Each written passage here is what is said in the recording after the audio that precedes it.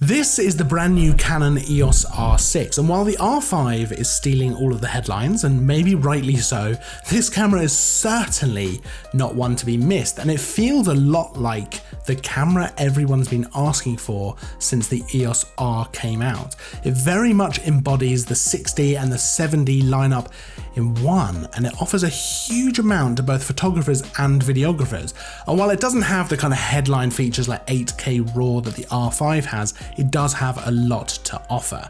Now let's start with photography. So inside the camera there's a 20.1 megapixel sensor. It's based on the 1DX Mark III sensor with a 2-point low pass filter matching that of the 90D, which means it should be a higher resolution and actually a better quality.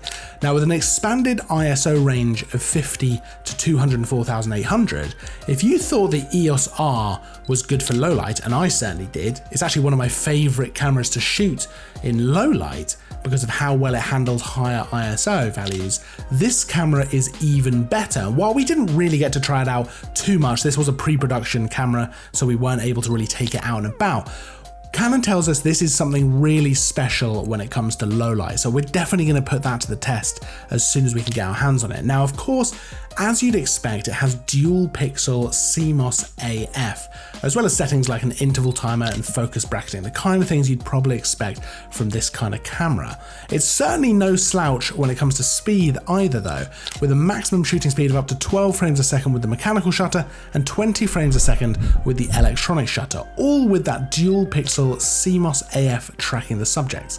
Now in terms of video, like I say, it doesn't have the headline features of the R5, but it certainly has a lot to offer videographers. You can shoot 4K 60 frames a second and full HD up to 120 frames a second. And that 4K video is oversampled from 5.1K. And it has Canon log built into the camera with 422 10-bit available as well. There's also zebra, focus guides and peaking available, as well as a time-lapse mode in there as well. Now, much like the R5, the in-body image stabilization is frankly incredible, with 5-axis image stabilization working with the lens IS to give you around 8 stops of image stabilization. That is a huge boost to photographers and to videographers. So whether you want to shoot in low light and use a slower shutter speed, or whether you are looking to shoot handheld video, that IS is incredible. As far as I know, it is pretty much industry leading. And along with the R5, having a little test of that with some handheld video, it is remarkable how well it works. Of course, we'll test that out more thoroughly when we do a full review, but this is really, really exciting. Now, in terms of autofocus, there's 22 updates over the EOS R, and it's able to focus down to -6.5 EV for extremely low light conditions.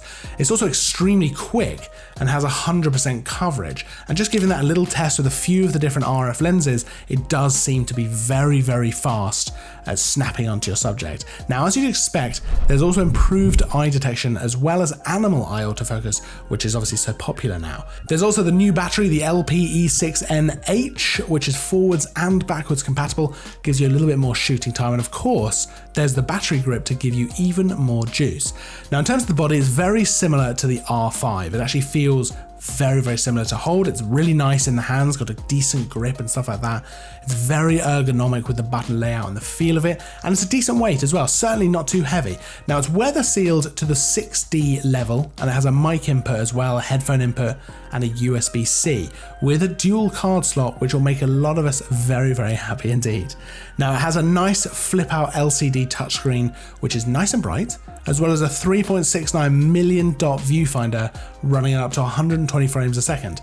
It looks great and it's super smooth as well. Now, like I said at the start of this video, the R5 is stealing all the headlines, and in many ways, rightly so. But the R6 is definitely not to be missed. It offers a seriously impressive package at a lower price than the R5, and it definitely feels like it ticks a lot of the boxes that maybe the EOS R wasn't ticking. Obviously the R5 is another step up, but the R6 is going to suit a lot of photographers and videographers. Now, if you have any questions about the R6, let us know down in the comments. Make sure to like and subscribe and all that fun stuff that we tell you to do on YouTube. I will of course see you in the next video, and as always, thanks for watching.